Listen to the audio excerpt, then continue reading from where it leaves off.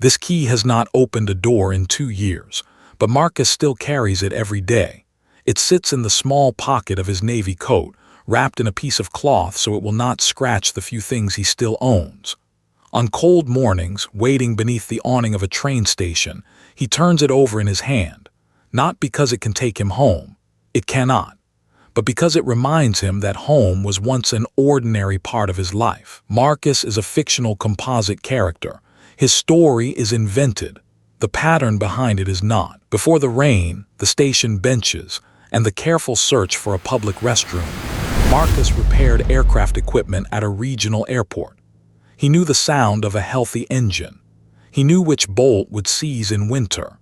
He knew how to finish a shift with grease on his hands and still make it home in time to heat dinner for his daughter, Maya, on the weekends. His apartment was modest. A second-floor unit above a discount pharmacy, thin walls, a kitchen light that flickered whenever the refrigerator started.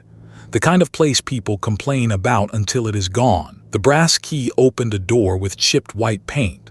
Behind it were a couch, a coffee mug with a cracked handle, framed drawings from Maya, and a narrow hallway where Marcus kept his work boots. Nothing in that apartment would have appeared in a magazine. Everything inside it told him he belonged somewhere. Then a routine maintenance job went wrong. Marcus slipped on a wet service platform and damaged his shoulder. The injury did not look dramatic from the outside. No ambulance scene, no headlines. Just pain, physical therapy, and a doctor telling him that lifting heavy equipment would have to wait. The company held his position for a while. Then the temporary replacement became permanent. The disability check covered part of the rent. It did not cover the rent, the utilities, the medication, the phone, and the groceries at the same time. At first, Marcus treated the problem like a math exercise. He stopped buying lunch. He sold an old guitar.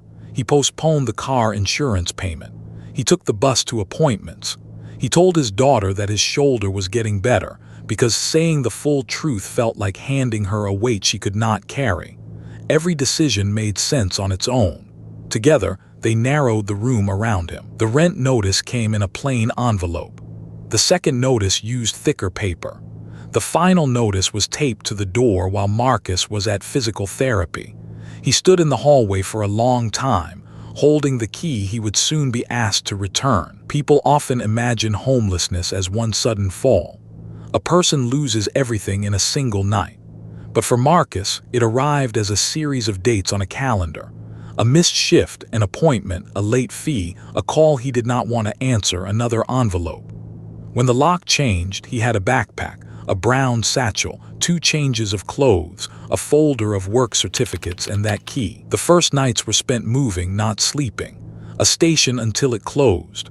A late bus until the route ended.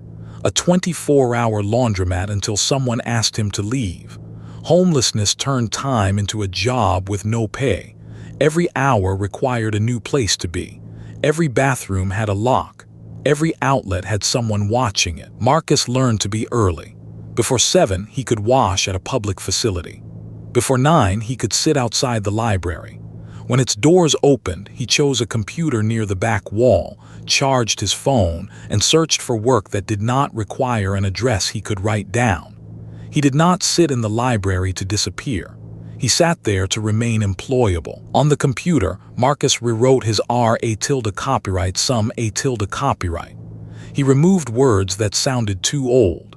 He added training certificates. He watched videos about new maintenance software. He sent applications for warehouse work, airport support, repair shops, delivery companies, and jobs that did not need him to lift more than 20 pounds. At noon, office workers crossed the street outside the library with coffees and laptop bags. Most never looked through the glass. Those who did saw a man sitting alone for too long. They did not see that his satchel contained safety certifications, a list of former supervisors, and a little paper drawing Maya had made when she was 8. In the corner she had written, "Dad fixes things." That sentence became difficult to carry. One evening, Maya called from her mother's phone. She asked whether his new place had a room where she could sleep over. Marcus looked at the train schedule above the bench and at the key in his hand. He wanted to answer with a promise. Instead, he said, I am working on it. There is no graceful way to explain instability to a child. There is only the decision to stay present while you are ashamed of where you are standing. The next morning, Marcus walked into a small repair garage and asked if they needed help. The owner, Elena, looked at his copyright. She looked at his shoulder brace. Then she asked a question Marcus had not heard in months. What can you do? Not where do you live? Not why were you let go? Not why do you look tired? What can you do? Marcus told her about diagnostics, about electrical systems, about the small sounds machines make before they fail. Elena gave him a 3-hour trial shift sweeping, organizing parts, and checking inventory. It paid little. It did not solve his housing that day, but it was work. For 3 hours, Marcus was not being measured by what he had lost. He was being measured by what he could still do. He arrived early the next day, and the day after that. The garage became a place where the rain did not reach him. Elena helped him find a workforce center. The center helped him get a mailing address for applications, replace an identification card, and apply for a transit voucher. None of these things looked like a rescue from far away. Up close, they were doors. Weeks later, Marcus earned enough for a small room at a weekly motel. It had a lamp, a narrow bed, and a lock that stuck before it turned. He stood inside for almost a minute before setting down his satchel. Then he took the old brass key from his coat. He had carried it through rain, libraries, bus stations, job interviews, and nights when he could not close his eyes. He had carried it because releasing it felt like admitting that the life he had known was finished.